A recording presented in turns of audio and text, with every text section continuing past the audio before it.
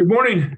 Thank you for joining us for this month's edition of Coffee Talk. It feels like it's been a little while, so I hope everyone had a great holiday season, and feels like this week we're kind of back into normal life and starting off on 2024.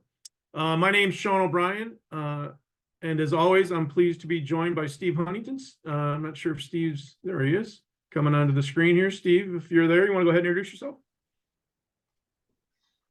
Hi, good morning, everyone. Thanks for joining us. My name is Steve Huntington. I'm the Director of Analytics here at QwickAnalytics. I've spent my entire career working with community banks all over the country, doing everything from strategic planning and valuation and M&A work to capital planning and model design. And I've spent about a decade or so, or a little more than that now, I guess, working with Sean here at QuickRate. Thank you, Steve. Again, I think everyone knows how the show works here. So if you got a question, certainly submit it to us in the chat or the Q&A feature. We'll certainly monitor those through the discussion, and then if we don't take it in the midst of it, we'll certainly take it at the end. Again, I think CECL, the Coffee Talks were born just to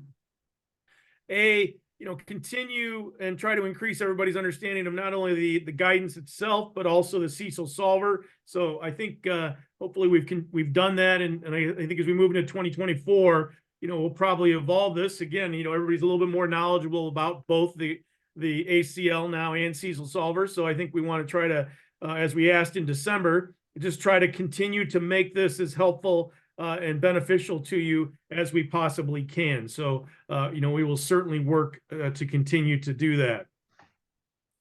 Mid-year last year, we started, doing some polling questions. So we're going to continue that. So if you don't mind, I'm going to go ahead and just get a few polling questions started. We just have a few today, but I'm going to launch the first one.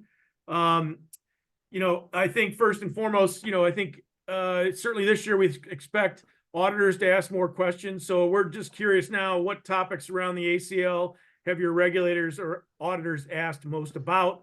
You can certainly answer more than one answer here. And we'll just give this, 15 to 30 seconds and continue to move on.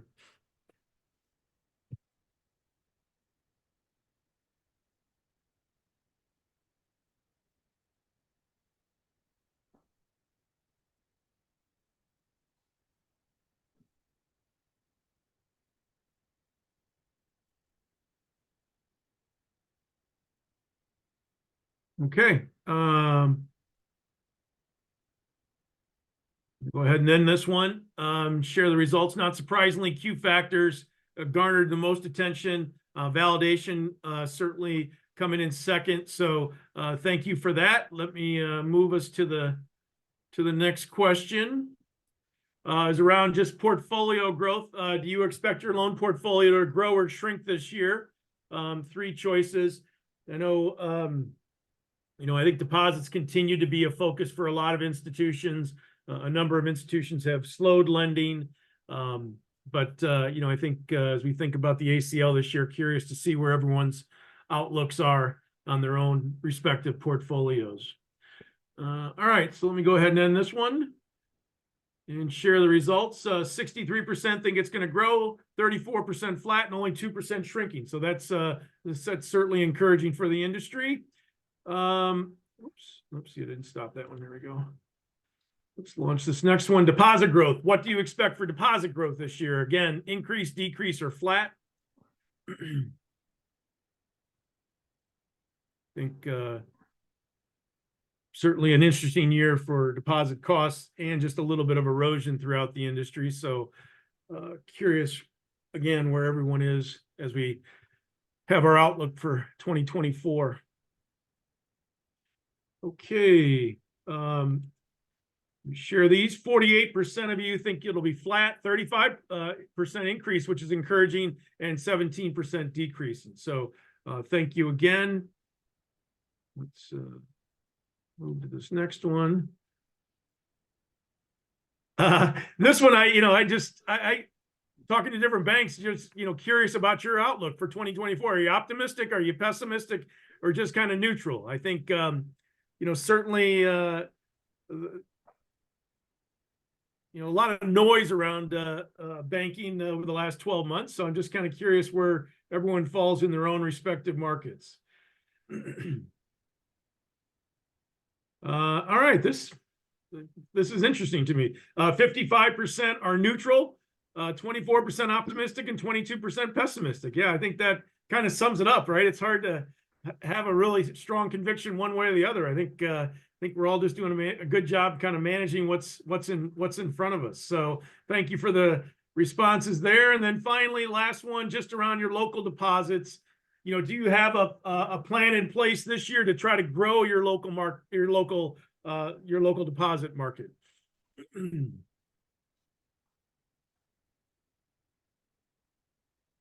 think increasingly we see more information around local campaigns. So just again, this is great. Good response here, and certainly I'll share these. 77% of you do have a plan to grow local deposits this year. So good luck with that. And I certainly hope you're successful in doing that. Is given the fact that most of us see our loan portfolios growing, I think being able to support those hopefully with local deposits would be ideal. So great, thank you for answering those. Again, I think with the start of the new year, I think one of the things we wanted to just kind of talk about out of the gate was just some thoughts and recap of kind of what we saw and heard from you, our users, last year. I think hats off to everyone. He successfully transitioned to CECL, or the allowance for credit losses. So I think everybody did a tremendous job in managing that process. I think we saw throughout the year, just both in terms of questions and conversations, an incredible increase in the understanding of not only our CECLSolver, but even your implementing and kind of cementing your individual process at the bank. So, I think some of that's an ongoing process. We'll continue to get better at it, but I think just we could certainly see in discussions, how that was occurring. So that was very, very encouraging. I think, not surprisingly, and as one of the questions or one of the comments, from the polling questions, I think there's a continual ongoing, evaluation and particularly a curiosity for everybody's Q factors, right? Are they doing it right? Is there a way, what are people doing? Is this satisfactory? I don't know if that really ever ends. I think, it's all about being comfortable with your own process. You know best what impacts your local market, what keeps you up at night around your loan portfolio. So I think this is, again, an area where there's going to be just a kind of a continual, consistent, constant improvement approach, that we're going to certainly try to support and assist in. But, I think, that will something that's, I think we'll just always continually, I don't want to say battle, but we'll certainly just kind of continually reflect upon. I think, the warm and, within our tool, we have kind of two ways to kind of, or three ways really, to kind of tackle your warms. I think initially, we developed the R calculator, not taking into account any normal amortization payments. As the year went on, I think, we see more banks, kind of comparing, do they want a shorter warm? Do they want a longer warm? One of the calculations does take into account those normal amortization payments. There's really no right or wrong answer here, but it does, in our mind, allow you to kind of, utilize the warm that's most reflective of your culture around your reserve, right? Some banks want the most they can possibly get into their reserve. Some don't want a penny more than necessary. The warm kind of can help, contribute either way by having a shorter or longer warm. And then certainly we get, questioned quite a bit, what are others doing? But again, I think this is one that is really designed, around the culture of your bank and your reserve process. And then unfunded commitments, again, I think they're certainly new to the process. So I think, again, successfully completed the transition to do it. A lot of curiosity on what other banks are doing or what regulators or auditors are suggesting. Not a lot of, guidance here yet. I suspect in 24 we'll see more of that.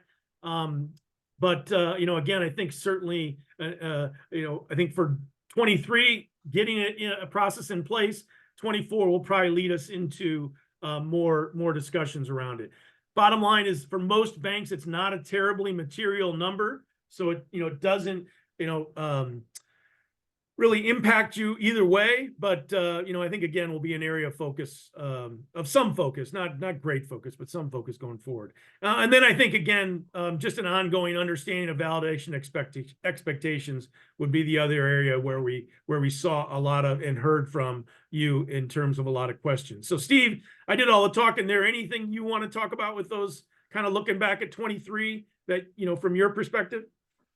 No, I think you pretty much covered. Yeah, I think you pretty much covered everything. That the bigger systemic issues that we dealt with with individual community banks, and also in talking with examiners and talking with lots of auditors throughout the year. All right. So as we look forward to 24, my expectations, again, I think we'll hopefully continue to, assist all of you in better understanding of CECLSolver, and getting more familiar and comfortable with your process. Again, I think most of you are already there, but I think, it's something you can kind of continually reflect upon. I think the Q factor process will continue to, I don't want to say have scrutiny, but there'll be questions, right? I think the one question we hear repeatedly from auditors and regulators is, typically they are very comfortable with your process, but they do want to understand, when you make a change, how and why you did it. So again, be giving thought to making sure you're giving documentation and explanation for any change you might make to a Q factor. So, again, I think, fortunately for most of us, the experience has been benign, so we haven't had to deal with this a lot. But if anybody does encounter any stress this year, it just might become a bigger issue. Sean, did you see the question come in? I see it. I haven't looked at it. Let me pull it up here. So the question is, what are you providing to users when auditors request model validation? So really two things here. One, we do have our SOC 1 in the resources tab, which all of you can access. And secondly, Steve built an Excel tool that does give you the ability to independently validate our results. From what we can actually do, that's really the extent of what we can do. Again, there's two paths and two lanes for model validation. There's what the provider can do, which again is a SOC 1, and give you the tools to independently validate. The second one is in your lane, right? That you either independently validate it or have to hire somebody. So, we can make recommendations on audit firms who are familiar with the tool. The tool that Steve built that just came in as another question, again, is in the resources tab at the bottom. I forget the name. I'm going to go through that. I'm going to go through it. And we're going to cover that today. Yep. But those were built with this, expectation in mind that you might be asked to do more, this year, given that 2023 was really the first year that the ACL was in effect. So it becomes a 2023 audit issue that many of you may be asked about here in 2024. Steve, anything you want to add? Yeah, part of the part of the validation, and when Sean was saying there's only so much that we can do, and I think what he means by that is, while we can provide some of those tools, the Excel-based tool, the SOC tool, part of the model validation process has to be done by someone other than us, and someone other than the person at your institution who is kind of in who's responsible for using the tool. So when they say third-party model validation, it can be external to your bank. It can be, you can engage with another third party that's not us to do some validation, or you can do an internal one from someone else with someone else at your institution. as long as they have the credentials to understand it, and they're not the one who's in charge of using the tool. So the question came in is, where's the resource tab for accessing the information we're referencing? So at the top of the CECLSolver page, there's 4 blue buttons. And the third one says CECLSolver resources. We'll show it to you here in a second. But that tab, if you click on that blue tab, it has not only the SOC 1, but it also has the Excel tool. Excuse me. So again, unfunded commitments. As I mentioned, there was really no no real guidance, given. I think the regulators and auditors, quite frankly, weren't quite sure what they wanted to do here. Again, for most banks, it's not terribly material, so it didn't get a whole lot of interest this year. I think the fact, and Steve will show some numbers, I think about this, but I think in our last time we talked about it, about 60 to 65% of the banks didn't even have a value or a reserve for the unfunded commitments, which, while I probably agree with theoretically, I think it does expose you to the immediate question of why. So, we found in many instances having something in that reserve might keep that question away for a while, and then, alleviate the need to justify why you don't think there, a reserve is necessary. That if that's a conversation you want to have with your auditors and regulators, that's fine. But I do think, you should expect, if it's zero, to get an inquiry on why you think it's zero, even if it's 100% right. You probably have to expect that. And then, like I said, since this was a 2023 exercise, I suspect we'll see more validation inquiries from auditors and regulators here in this first year of the audit cycle. I don't think it'll be an ongoing thing. A lot of times with a new tool, they'll just simply ask you to validate it in that first year. And then it kind of goes away for a while. But we'll just have to monitor that and see how that goes. Again, I think we've tried to balance as best we can, keeping the tool intact, but also improving it for things that we think, A, will improve the tool, B, improve your experience, C, address any regulatory or audit concerns. We are sensitive to the fact that many of you like it the way it is and don't want us to change it very much. So I think a lot of things that we do are typically done with, they're optional in scope. But if you are looking for more, we've tried to do that. And so these are just some of the examples that we've done. Steve, anything you want to say or add here? No, these are all for the most part bullet points that you've seen if you've been on previous coffee talks or followed how the tool has developed over the past couple of years. The last bullet point is one I'm about to discuss, and it's the first time you will have heard, well, possibly the first time you will have heard about this, a new feature. And so we'll talk about that, I think it's on the next slide. Yeah. And then just another question came in on, the range of third-party validators, what they charge. Again, we don't have a whole lot of, range there. Again, typically it's going to be an audit firm. So, some are reasonable. Some we've seen are a bit, they are excessive. So again, I mean, we're happy to make a recommendation of a firm that, is, has familiarity with the tool and, have in my mind, discussed reasonable fees for validation. So if you are interested, you can certainly email me and I'll be happy to pass along a referral. Okay, so as Steve touched on, we did have a number of requests this year for, the ability within QwickRate, we have user administration tools. We didn't necessarily do that in QwickAnalytics initially, but we have had some requests from auditors about that, being able to provide read-only access to auditors, to be able for the bank to control who has access to CECLSolver. So we were hoping this would be done by the end of this month.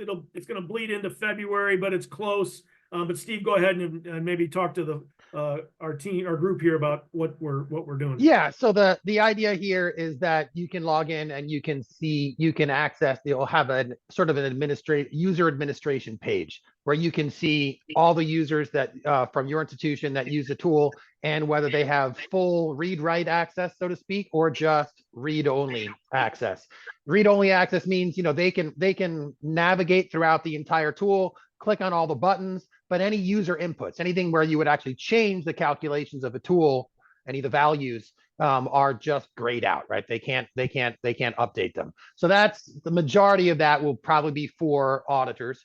But also if you wanted to give some access to some members of the board or other parts of the management team who don't really have any role in the ACL calculations, and you just want to give them read-only access, it'll be a little bit more flexible than having to print off a PDF or make an Excel file for anyone who wants to view and understand the tool and how the calculations work better.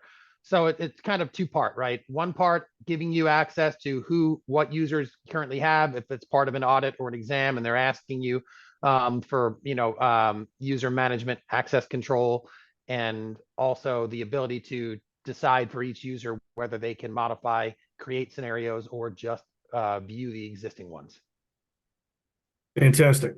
Okay, so as we touched on in kind of the recap and outlook, Steve built this Excel-based tool, and again, I'm going to let him talk about it in greater detail. But again, the idea, the catalyst for this was we did have some banks who, when they did go out to get a fee to have their model validated or have CECLSolver validated, they were kind of got sticker shock. And so again, what we could do is provide a tool for you to independently validate what is being done in CECLSolver. So Steve built a scaled down version of CECLSolver in Excel to really kind of give you or someone in the bank who's independent of the reserve process the ability to essentially confirm the numbers that are in CECLSolver. Steve, take it away. and also we got lots of calls from auditors who didn't really want to pull all the numbers themselves and go through all that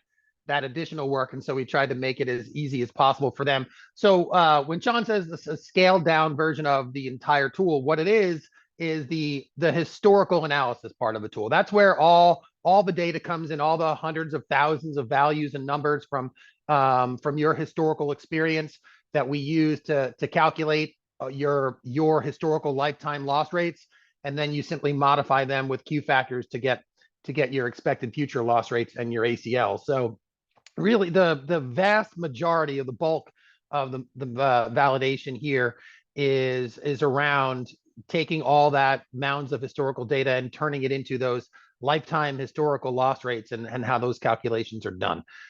We already had in the as a resource, or sorry, as an export option, sort of a data dump export option, which gives you all the raw data that you would need to calculate everything from the tool. However, we got lots of requests to kind of take that next step and show how all the math goes from the raw data all the way through. And that's what this tool is. Let me go ahead and share my other screen for a second, Sean, so I can show people where that is, and then in Excel exactly how it looks. Just a minute. I know we've shown this before, so I'm not going to belabor the point too much, but and then you can show them the resources button too, where to find yes, it. that's what I'm going to start with. Yeah. All right. So this should be. Can you see my screen? I can see your screen. All right, excellent. So when you log into CECLSolver, this is kind of your summary initial page. Right up here, you have CECLSolver resources. And so if you click on that, you'll see there's the methodology guide, a white paper. There's our SOC report.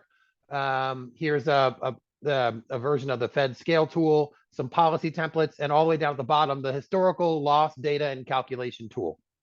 If you click on this. And Steve, hey, just before Yes. you go into that, also in there is an example of how we do calculate. This is the actual sample calculation up the top below the scale tool. I just want to point that out again. Yeah. This does give you an example of how the tool is calculated. So oftentimes that's the first question you might get from an auditor or a regulator is how is the tool actually calculating this historical loss? So this is an example that just a very simple example to this, kind of explain how the warm and those losses are aggregated over those average balances. So just again, another resource that's there in the pursuit of answering questions.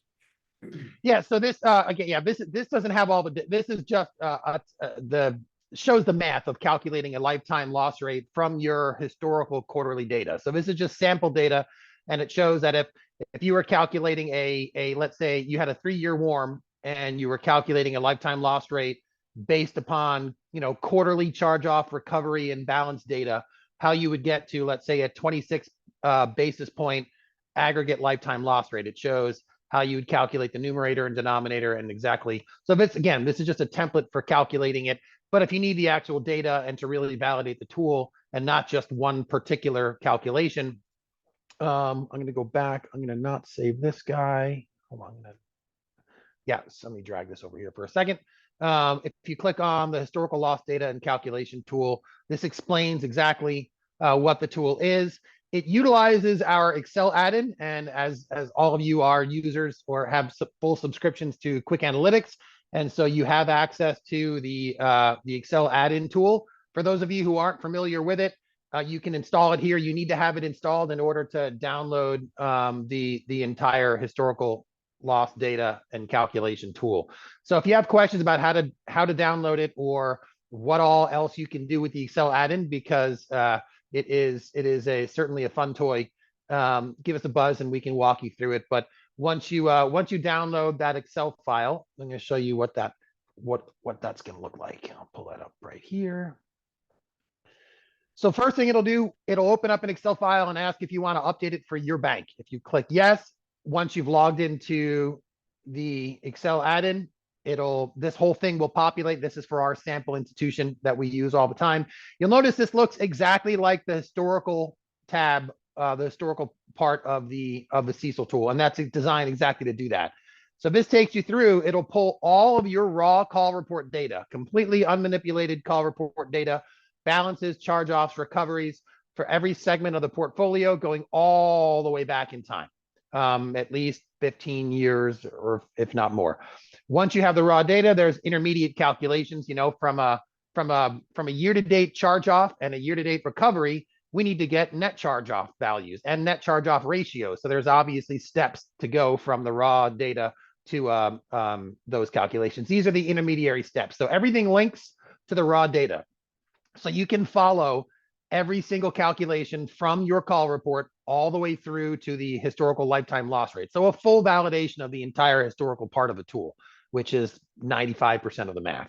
And so you can see here all of the intermediate steps to calculate net charge-offs, net charge-off ratios. And then finally, all of that feeds directly into the formatted spreadsheet. This will match when you first pull up your CECLSolver, as you know, it has default values or just plugs for the warms. And you come in here, you plug in a warm, and you can change a look back period if you so desire, and you can update balances, and the entire tool, this will recalculate everything and give you your historical lifetime loss rates, just like that will be identical to the interactive tool.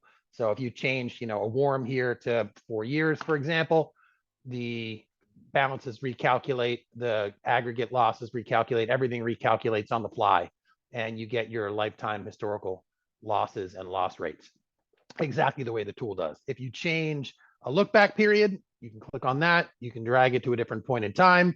Again, as soon as you change that look back period, everything recalculates on the fly. So again, it's a great validation tool for the historical part of the CECLSolver. Yeah, and again, I think that's really, if you think about it, right, our SOC 1 is designed to display and demonstrate that we believe, and an auditor, a review firm who looks at our tool, when we say 1 + 1 = 2, it in fact does that. The second step of validation is what you have to independently do, which is essentially do the same thing. And again, the tool Steve has built provides you a way. You don't have to use it, but it does provide you a way to do that independently without having to have a third party do it. And once you have the historical analysis completed, and if I'm looking at sort of the loan portfolio summary, you have your warms, you have your own calculations for that unless we're calculating your warms. You'll have the historical loss rates. The Q factors, as you know, are all up to you guys. So if you go in here and fill out and have all your detail and notes for Q factors, then there's no additional real validation needed here from how the tool works. It's pretty straightforward math. So really the part of it that that needs that additional support is calculating the historical lifetime loss rates. And that's why we focus the tool on that part of it. Had a question. Did you see the question, Steve? Yeah. How do you get the tool to ask if you want to update your data? So it's if you have the Excel added, it should do it automatically. Let me go ahead and just close completely here and not this. Hold on. Give me 1 second. There is it. There it is. Okay, I don't want to save that. So if I come in here and I click on the CECLSolver resources, click on this, and then click download the file, it pops up like this. I will click on it. It's going to open that file with all zeros and stuff. That's not it. This is it. So if it's the first thing you see when it does it, you'll click, enable editing. And it will, no, I was not properly logged in. Here, let me go ahead. I'm going to have to close out. I don't think I can actually make it do it now, Sean, because I already updated it and then I closed it. If you're having any issues with it, close Excel and then reopen Excel and log back into the add-in. What typically happens here, and I can't show it now because of something else I just did with Excel, is that once this file opens, once you downloaded it and it opens, it will have a pop-up that automatically asks you, do you want to update it with current data? Keep in mind that if you have an older version of it, that if you use this last quarter and then you open it again and you update it, it's going to overwrite other data that you have. So each quarter we can show you how to kind of modify and update this file if you're going to use this file and use the same file on an ongoing basis. And see, maybe we'll do a Zoom snip and just make it available to everybody just on how to update to answer that question. Yeah. And we'll just send it out. We'll send it out with the link to the recording. We'll put it as an attachment to that. I think that's fine. Did we cover all that? I think we covered all that. Stop share here. You want to go back to the presentation for a moment? Yeah, and I should add, I failed to say at the top that I normally do. We will send out a link to today's presentation with a copy of the slides and the recording. And what we'll do is we'll put just do a little video that we'll attach that hopefully will go through that we show you how to answer that question on how you update the data. There's a question, is there a reason I'm unable to get fourth quarter 2023 data for historical data, usually after the call report is completed in the fourth quarter? Yes, you'll get that once everybody's filed at the end of the month. So in the second or third business day of February, we update all the historical numbers once everyone's filed. Your data can get updated when you file your current loan balance data will get updated as soon as you file, and if you want to update other things, you can. However, the bulk of the entire data set of the historical analysis, which includes not only your charge-offs and recoveries, but also all of the peer data and everything else, that gets updated all at once, and it's as soon as the filing period is over. There's a question about using the 2-year weighted average. That's just a default setting. Yeah. So yeah, whenever just like when you first open up the tool, as soon as you open up the CECLSolver tool, you'll notice that the warms are just there's a 2-year plug put in there for each warm. Those are to be updated by you guys with your actual warm data. The Excel file works the same way. So when you open up if you open up the Excel historical tool, you'll see 2-year plugs put in for the warms. You'll update it with whatever warms you want to use, just like you would with the interactive tool. And then the Excel file will match the historical analysis. All right. One thing I probably should have put in the 2023 kind of recap and outlook is, we did get a lot of questions as the year went on. Or I shouldn't say a lot. We certainly got some questions, or banks got questions from auditors and regulators around, hey, or given our warm period, we just haven't had any losses in that type of period. Is there a way we could look at more of our historical data to include a longer economic cycle, but still reflect the current warm we have? And so that was, again, one of the catalysts for what we built with the customizable look back period. So a lot of flexibility for you to evaluate the same warm period in different time horizons, or shorten or lengthen a warm period at your discretion. So again, Steve, why don't you discuss this feature? One scenario is like Sean mentioned, where if you have, let's say, a 5-year warm, a 5-year remaining life on a segment of your portfolio, but you want to use a longer look back period. You want to go back and include losses going all the way back to the end of the last credit cycle. On the flip side of the coin, we had some de novo institutions saying, hey, I've got a 7-year warm, but I've only been around for 5 years. So we can only use a 5-year look back period, even though we have a 7-year remaining life. So that then obviously that's the other side of the coin. Or there was a big change in the management of the institution, or an acquisition that happened 4 years ago. We don't want to use any data that's more than 4 years old as a result of that. So no matter what the scenario or the use case is, we wanted to by default, the tool will use a look back period that matches the warm or the remaining life, right? With CECL, we're trying to estimate, we're calculating historical losses over the life of a loan. And then the separate subjective question is, well, what look back period do you want? We always thought, the simplest way to think about it is to simply use a look back period that's the same length as the life of the portfolio, so you don't have to do extra math. That was the default assumption of the tool. The additional flexibility is now the tool still works like that by default. If you plug in a 3-year warm, it's going to give you a 3-year look back period, but now you could go in and you can modify when that look back period begins or ends, or what period of time or how long a period of a look back that you want. If you lengthen a look back, let's use that example, right? Let's say you've got a mortgage portfolio that has a 5-year remaining life. And so instead of looking back 5 years to project forward 5 years, you say, I want to look back 10 years. I want to take into account losses from 2013, 2014, when we actually had some losses, because I don't want the full burden of my reserve to be on Q factors. I want to find some historical losses here that I can start with.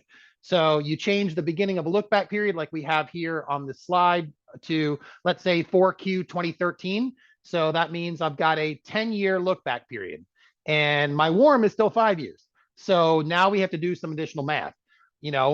32 basis points are the total losses I've seen over 10 years, but I've only got a 5-year warm. So I got to take that 32 basis points and multiply it by 5 over 10.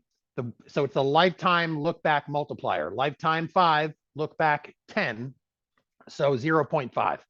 So we take that 10 years of losses, divide it by 2 or multiply it by 0.5, gives you 5 years worth of losses. And that matches your warm. And so that's what we need for CECL. And so that's just the way the math works, and what the lifetime look back multiplier is. It should be 1 or right around or very close to 1, as long as you're not manually modifying your look back periods to make them of a different duration than your warm. But as you change the look back beginnings or ends, you'll see the multiplier change on the fly, and you can play with it a little bit and see how it changes, so you can understand how it works and how it's calculated a little bit better.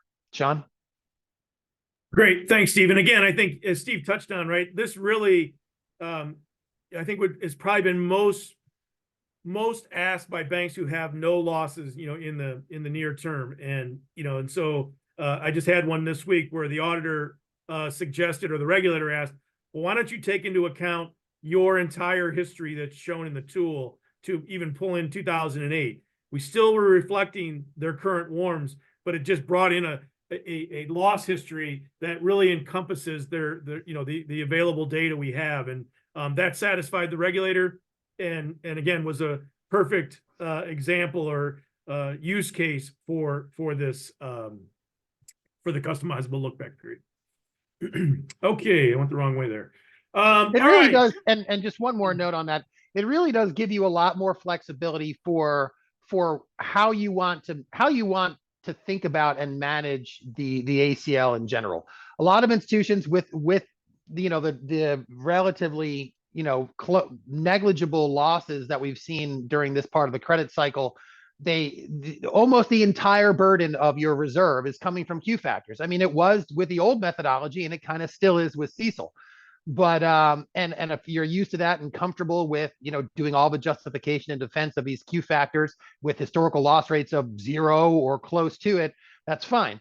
But a lot of our users appreciate and have wanted to kind of shift more of the burden of the reserve to the historical context. And you can do that by looking through different historical time periods throughout your portfolio, seeing when you might have had losses, and then making the subjective decision to maybe expand or change your look back period to include those historical periods where you did have losses, so you don't have to do quite as much work on the Q factor side to get your reserve to where we all know it needs to be.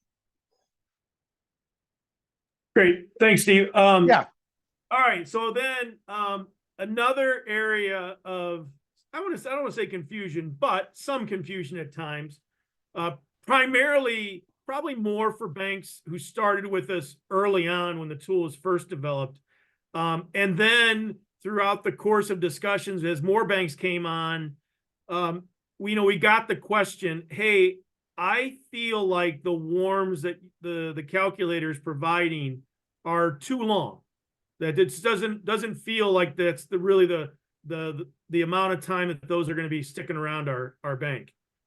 And so that led to a discussion just on how we in fact calculated these WARMs. And so I will take I don't know if it's blame, but I will take responsibility for the fact when we designed the tool initially, I felt like our position should be the most conservative position which we could take, which in CECL really says a longer WARM period is going to be a more conservative bent or bias, if you will. And capture more historical losses so you don't have to do all Q factor work. Exactly. Yeah. So by definition, you capture more losses to get that, more of objectively based. Understanding that, again, some banks don't want a penny more in their reserve than possible. They wanted the shortest WARM possible. So in the discussion of how we were coming up with the WARM, obviously, we acknowledge we did not take into account any normal or standard amortization payments that would be occurring with your portfolio. Hence, we developed an additional way to evaluate WARMs. Now, for some of our banks, they just never noticed that we had this other way of doing it. And so, it's just kind of come up sporadically in conversation. So we thought, again, beginning of the year, we would level set that there are really multiple ways and methodologies that you could use to calculate your WARM. And that's what Steve's going to discuss here.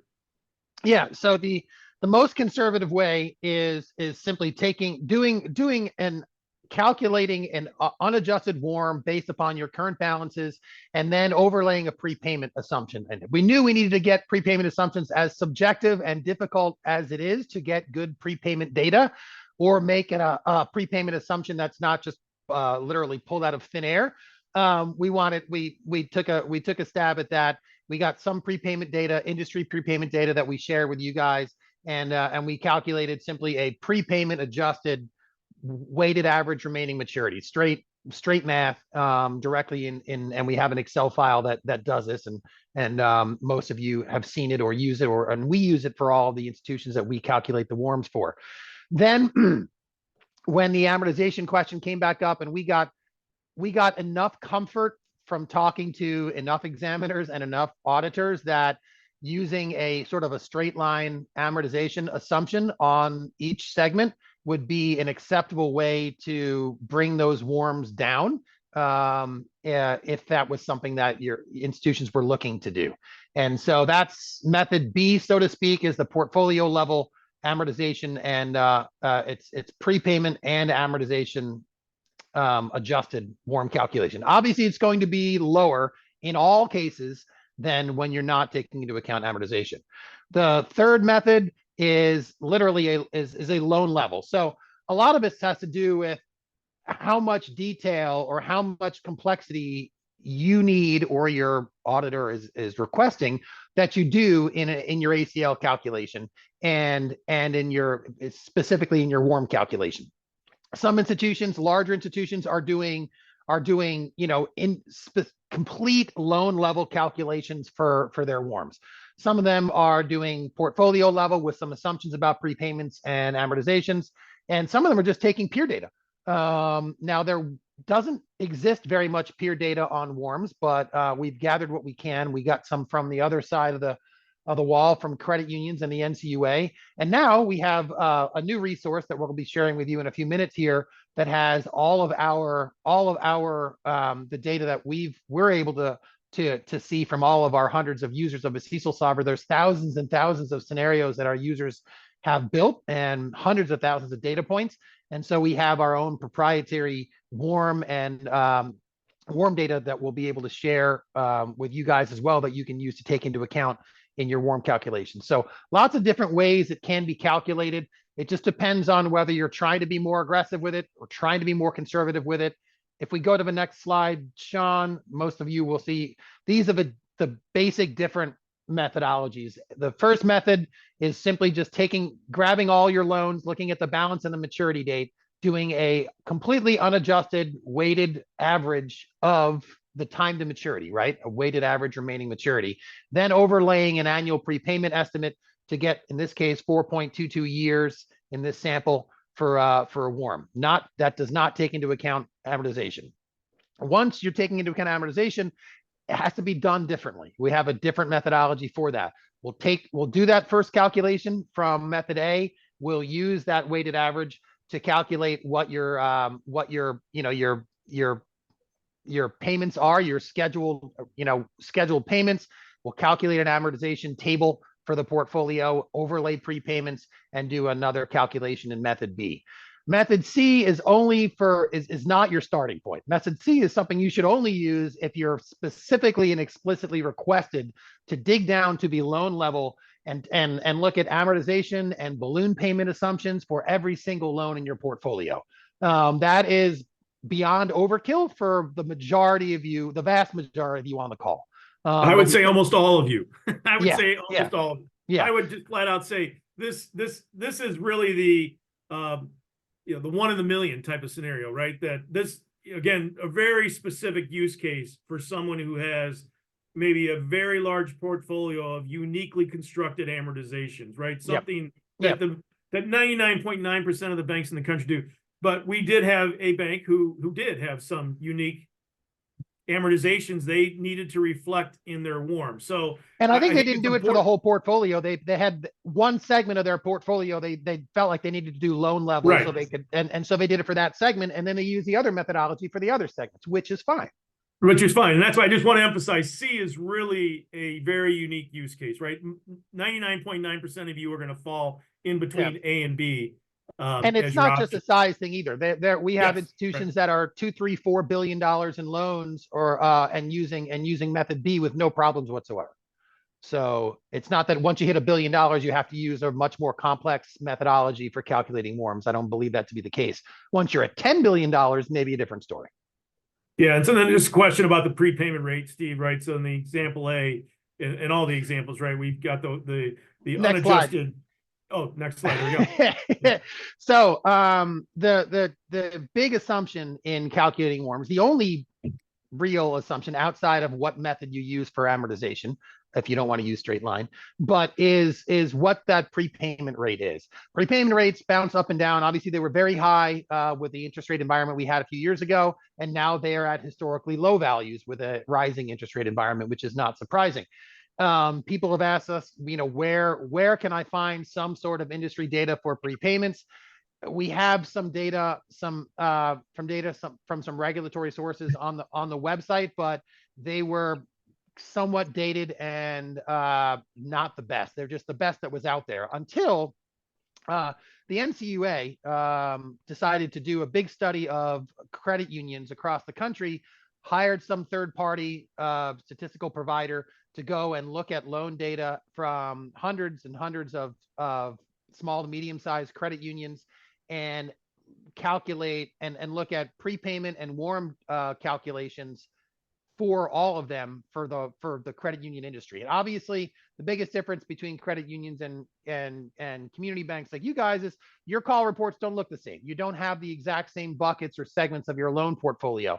So if we were to take that NCUA data, which I know it's for credit unions and not community banks, but it's a heck of a lot better than anything else that's out there in existence as far as I'm aware.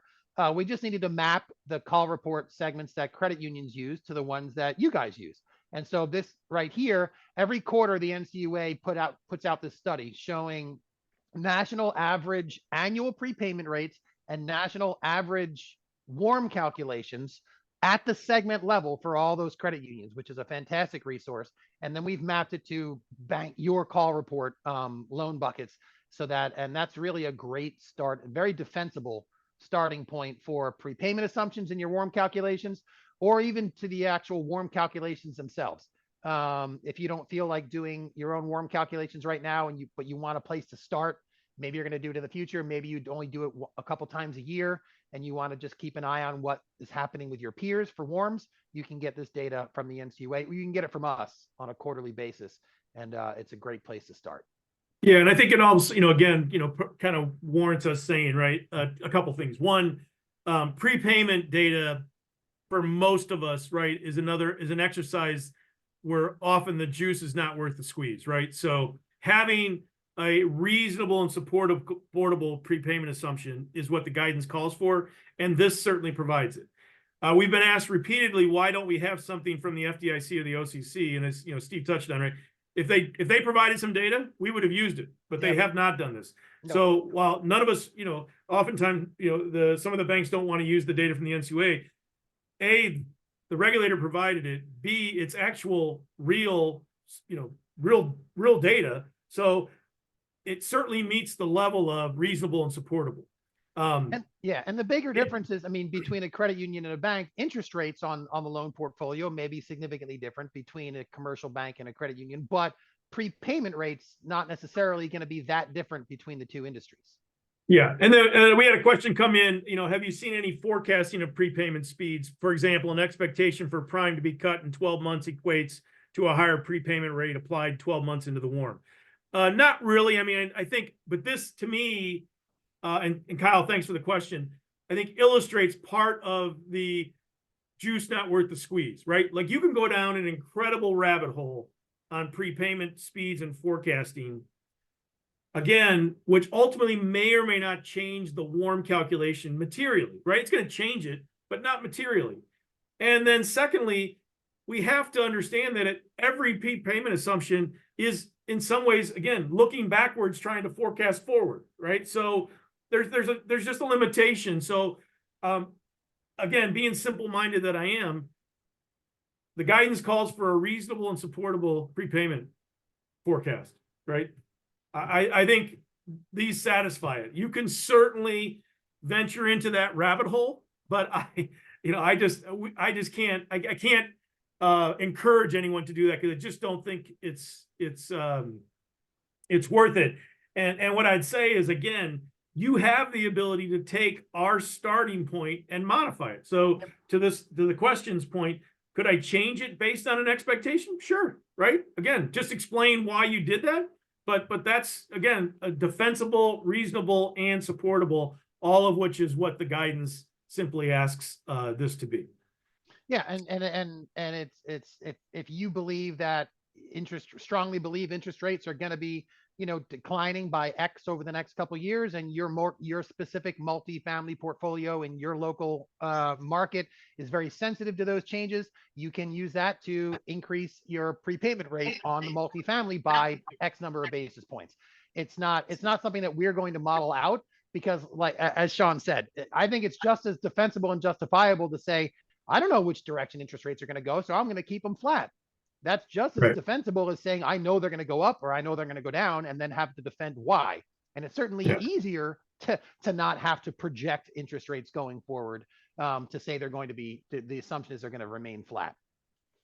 Yeah. No, I think great questions. And these are discussions that, again, sometimes the beauty is in the eye of the beholder.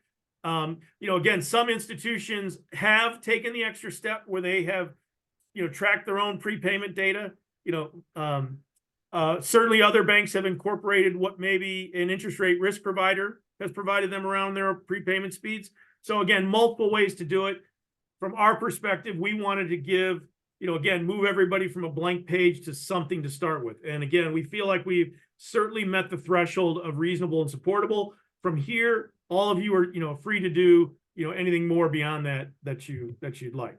All right, so I know we're getting a little bit late here on time, but we did want to touch on some data. We'll probably cover this again next month. But Steve, you want to share just some of the information? This is something that we just, and this is another tool that you can use when you're looking at or considering WARMs, right? The peer data that we just shared for WARMs was coming from the NCUA.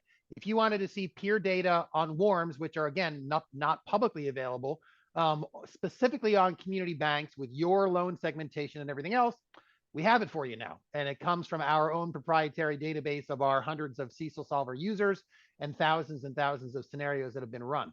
Mining through all that data and sharing it here, we're showing you trends that we see in ACL, total ACL to loans, for example, 25th, median, and 75th for all of our hundreds of CECLSolver users across the country. And unfunded commitments, you can see 13, 14, 15 basis points or so. So not negligible and slightly increasing, but not that significant. And then held to maturity securities, still pretty much zero across the board for the vast majority of community banks. The next slide is the one you guys are really going to like. I previewed it last month. It's a little bit more comprehensive now this month. And so what you're seeing here is median values for WARMs and Q factor adjustments and total resulting ACL to loans at the segment level over the last 4 quarters for all of our, again, over 75,000 segment level user scenarios that you guys have run using our tool over the last year. So it's really great data. And you can see, you can take this and say, well, you know what, most of my peers right now, community banks have on average, a 6.5-year WARM on their mortgage loans. And that's actually increased a little bit over the last few quarters. So that's the kind of data that you can get from us now proprietarily, if that's a word. And you can take it into account when you're just doing a sanity check on your WARMs or trying to see, what kind of Q factor adjustments you're making versus what your peers might be doing. And then where the ACL levels are coming out at the segment level for community banks around the country. We will continue to add bulk to this type of analysis for you guys, including, historical lifetime loss rates. So you can kind of see what percentage of your peers' reserve is coming from Q factors versus the historical rates. We're going to keep beefing this up and making it even more helpful to you guys, whether it's in your defense of any part of the reserve process, or in your audits, or just for financial analysis. John? Perfect. And so again, this is as we talked about last year, right? As we get more data, we are going to try to share, things that we think can be helpful, insightful, like Steve said, give you some norms around what other banks are doing. Again, really excited for what Steve's put together here. And, something we'll certainly try to continue to, we will certainly continue to update, but then just look for anything else that might be informational and beneficial to you as we go forward. All right. I think you kind of touched on this as kind of recaps. Yeah, it just for those of you who are, have a lot of concern with the unfunded commitments or the held to maturity securities part of it, I wanted to put together some numbers to just give you all a feel of the scope of what institutions are doing around the country for unfunded commitments and held to maturity securities. This is still as of 9:30 because we haven't gotten so many of the call reports are coming in during the course of this week that are not there yet. So as of September 30th, half of all community banks were reporting 0 in reserve for their unfunded commitments. And 75th percentile for reserve percentage was only 31 basis points. And so what you can see here is most institutions, 90% of community banks have some sort of unfunded commitment on the book. But despite 90% of you having unfunded commitments on the books, only half of you are reporting any sort of reserve for them. So that just gives you a feel. There's a lot of institutions out there that have some level of unfunded commitments that are probably not all unconditionally cancelable.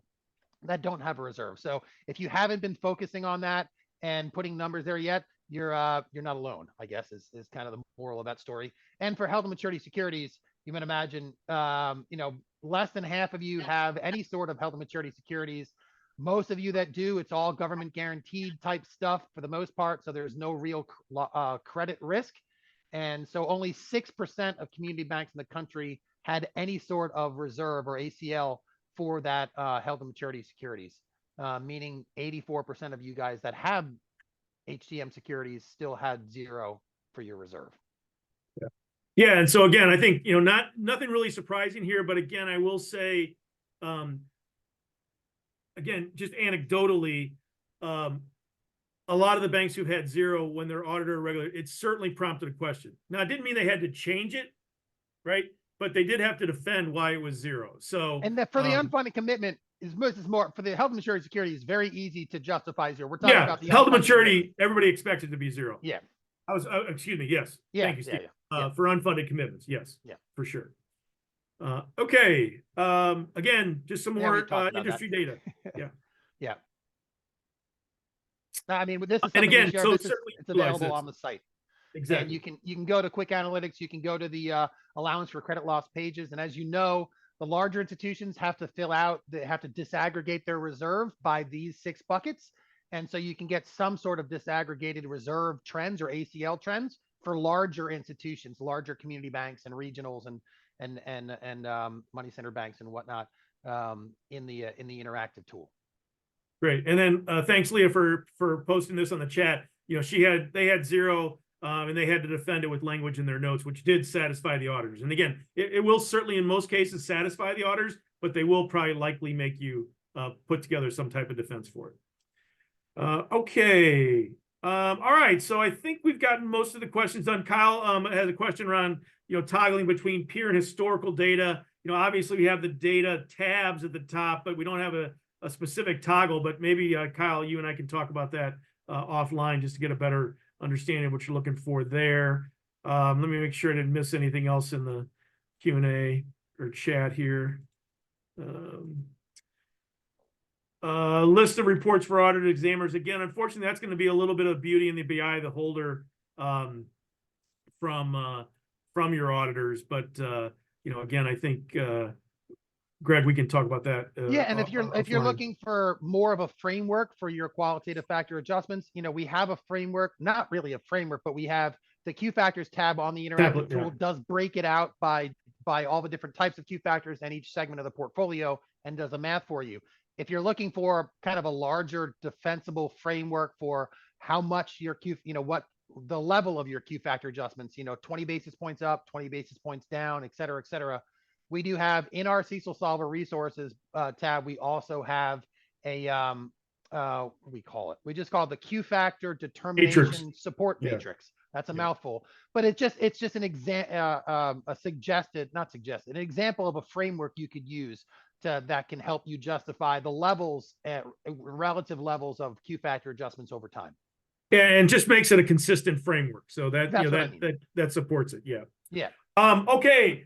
A couple of upcoming webinars. We have our quarterly trends webinar, if you will. You're using the QwickAnalytics data on February 21st. David Ruffin and I will be talking about, again, kind of what we saw in 23 and what we see in 24 potentially. Next month, we welcome back Paul Allen, our dear friend from Saltmarsh, just to talk about CECL. He'll be great to get his insights on kind of what they saw last year and expect for this year. For anybody who's looking for a referral around validation, I would certainly recommend Paul and Saltmarsh. As many of you know, they've been on the coffee talks, throughout the years. They are familiar with our tool. They work with us at QwickAnalytics. So, certainly somebody who has great familiarity. So you're not going to have to spend a whole lot of time teaching them, what CECLSolver does. They're quite familiar with it. So certainly, if you're looking for an audit firm validation recommendation, I wholeheartedly would have you reach out to Paul at Saltmarsh. Let me see. One more chat came in here. Oh, thank you, Greg. Appreciate the kind words. All right. I think that's it. I want to thank everybody for getting 2024 started off with us here for Coffee Talks. Steve, any final words before we let everybody have their weekend? No, I want to let everyone have the weekend. I can go on forever, Sean, but I'll restrain myself. Well, again, thank you all for joining us. Again, look for a email early next week with a link to the recording and a copy of the slides. Continue to submit ideas for for future coffee talks, and we'll look forward to seeing you again in February. So have a great weekend, and thanks again for making these coffee talks so successful. Thanks, Have a everybody. great weekend. Bye now.